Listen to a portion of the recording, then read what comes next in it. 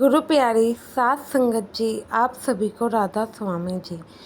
सात संगत जी, आप चाहे किसी भी गुरु को मानते हो, कभी भी दूसरे धर्म की या फिर किसी दूसरे की निंदा नहीं करनी चाहिए। अगर आप किसी गुरु को मानते हो और कोई दूसरा गुरु को मानता है, उसकी निंदा हमें नहीं करनी चाहिए। परमात्मा कहते हैं कि परमात्मा तो एक ही हैं। लोगों ने धरती पर आके उनको भेदभाव करके अलग अलग बना दिया है। अगर हम किसी की परख करते हैं फिर निंदा करते हैं, तो इस साखी में आप जानेंगे कैसे सद्गुरु एक अहंकारी का घमंड तोड़ते हैं। तो सात संगत जी, एक बार की बात है, एक जगह पर सत्संग घर का उद्घाटन हो रहा था। वहाँ पर कम से कम मतलब कि 2 से 3 महीने हो गए थे। सत्संग घर बनाने के लिए सेवादार वहाँ पर काम कर रहे थे। जो सत्संग घर बन रहा था उसके आसपास काफ़ी खाली जगह थी, जहाँ पर किसान दूसरे काम किया करते थे। उसमें एक किसान था जो कि डेली देखता था कि इतनी संगत आके यहाँ पे काम करती है, आखिर ये हो क्या रहा है। 3 महीने बाद उसने पूछ ही लिया कि भाई यहाँ पे किस चीज़ का मतलब कि निर्माण हो रहा है। इतनी संगत यहाँ पे आके काम कर रही है, आखिर यहाँ क्या काम चल रहा है। तो संगत बताती है कि ऐसे ऐसे हमारे गुरु का घर बन रहा है, उसके लिए हम सेवा करने आते हैं। गुरु के बारे में जब वो किसान भाई संगत से जानता है, अच्छी अच्छी बातें सुनता है, तो वह एक अलग सा ही गुस्सा उसे आ जाता है। कहता है कि ऐसा कैसा तुम्हारा गुरु है जो कि ऐसे तुम लोगों से काम करवा रहा है और जीवित इंसान को भी भला कोई गुरु कहता है। और भी ना जाने क्या क्या अपशब्द वह बाबा जी के बारे में बोलने लगता है। अब वह क्या करता था कि वह ना बाकी सेवादारों के परेशान करने के लिए जो कि वह काम करके जाते थे उनको बिगाड़ने की कोशिश किया करता था। उनके जो कि हिस्सा था वहाँ पे मिट्टी और भी ज़्यादा कूड़ा कचरा फेंक दिया करता था, जिससे कि अगले दिन जब सेवादार आते तो उन्हें सफाई वगैरह करनी पड़ती थी। अब यह चीज़ करते उस भाई को 1 से 2 महीने हो गए, मतलब कि टोटल अब गुरु घर बनते बनते भी 5 महीने हो गए। तो एक दिन वहाँ के जत्थेदार ने बोल दिया, भाई हम तुम्हारे आगे हाथ जोड़ते हैं, हम जानते हैं कि यह कूड़ा कचरा कोई और नहीं बल्कि तुम ही फैलाते हो। क्यों तुम बाबा जी के प्यारे प्यारे सेवादारों को परेशान करके अपने कर्मों को मैला कर रहे हो? क्या तुम्हें अपने कर्मों को मैला करना ये शोभा देता है? कर्म का हिसाब तो हर किसी को देना ही है, तो फिर क्यों आप अपने कर्म को मैला कर रहे हो? जब हिसाब देने की बारी आएगी तो बहुत कष्ट आपको झेलने पड़ेंगे। तो वह जब यह सब बातें जत्थेदार उस किसान भाई को समझाता है तो वह आग बबूला हो जाता है और ना जाने क्या क्या अपशब्द बोलने लगता है। तुम्हारा गुरु कैसा है, क्या ही तुम्हारा गुरु कर लेगा? अगर तुम्हारे गुरु में इतनी ही ताकत होती तो 2 महीने से उसने मुझे रोक क्यों नहीं लिया? और भी ज़्यादा मतलब कि वो बोलने लगता है। अब एक दिन ऐसा आता है, पूरा 1 साल कंप्लीट हो जाता है।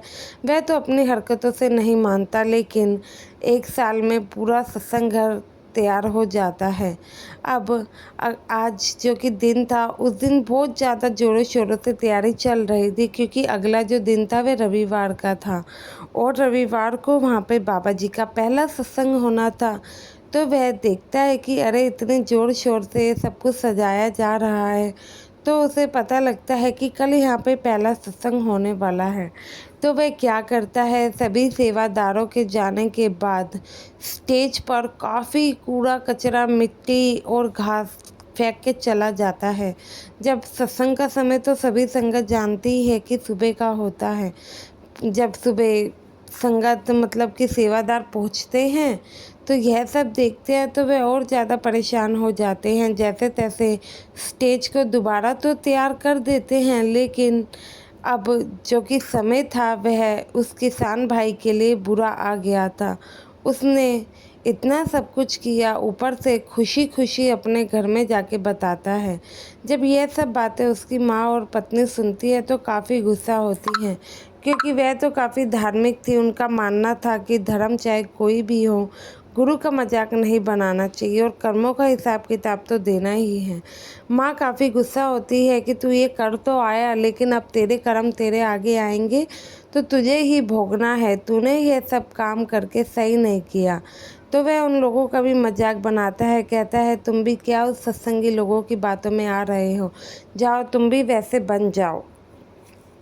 इसके बाद सात संगत जी कुछ दिन बीतते हैं, उस भाई के हाथों में एलर्जी होने लगती है। एलर्जी होती है तो पहले तो दवाई खा के काम चलाता है, लेकिन दवाई से भी आराम नहीं आता। तो एक हफ्ते बाद डॉक्टर के पास जाता है। डॉक्टर सारे टेस्ट करता है, तो टेस्ट की रिपोर्टों में सब कुछ सही आता है, फिर भी डॉक्टर दवाई दे देता है। जब ये सब होता है तो घर वाले तो समझ ही गए थे कि इन्हीं हाथों से तुमने गुरु घर को ख़राब किया, तब इन्हीं हाथों में तुम्हारे दिक्कत आन पड़ी है। अब वह काम पे जाता तो उससे काम भी नहीं होता। दवाई लगाते लगाते भी 1 महीना बीत गया, कुछ नहीं हुआ। डॉक्टर भी बदल लिए, 1 से 2 महीने हो गए, कुछ भी नहीं हुआ।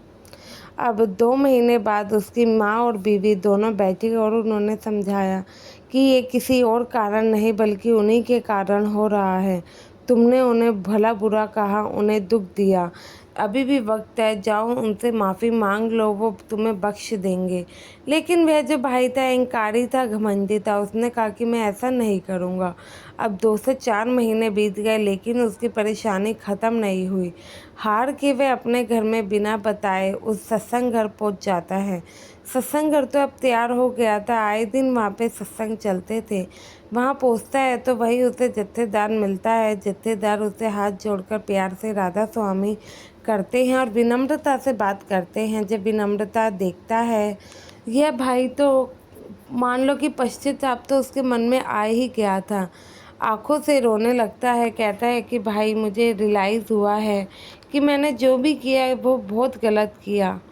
तो वह बताता है कि उसके साथ इतने समय में क्या क्या घटना घटित हुई। वह बताता है कि भाई मुझे इतने समय में यह परेशानियों का सामना करना पड़ा।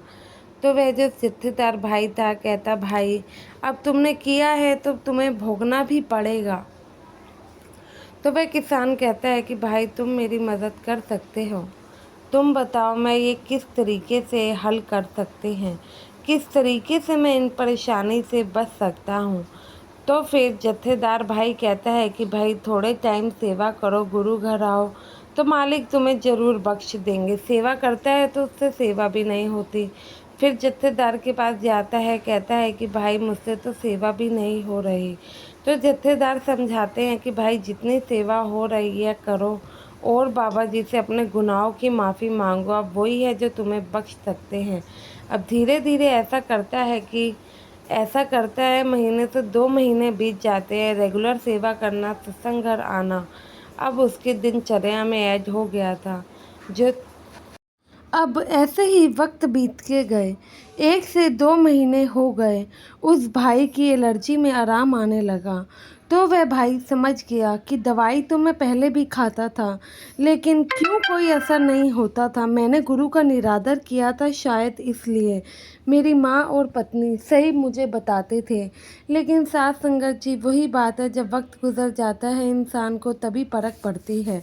फिर वह इंसान भी जब गुरु का सत्संग होता है, बाबा जी जब आने वाले होते हैं भंडारे पे, तो बाबा जी के पहली बार दर्शन करके उनसे मन ही मन में माफ़ी मांगता है और कहता है कि हे मेरे सद्गुरु, मैं कौन होता हूँ तुम्हें परखने वाला। जो मुझसे गलती हुई मैं उसकी माफ़ी मांगता हूँ। अब साथ संगत जी गुरु का दिल तो होता ही सच में बड़ा है, तो बाबा जी भी उसे आसानी से ही माफ़ कर देते हैं। ऐसे ही साथ संगत जी हम लोगों को भी कभी किसी गुरु का निरादर नहीं करना चाहिए। आशा इस वीडियो से आप कुछ समझेंगे और ऐसा कभी नहीं करेंगे। वीडियो अच्छी लगी तो लाइक और चैनल को सब्सक्राइब ज़रूर करना चाहिए।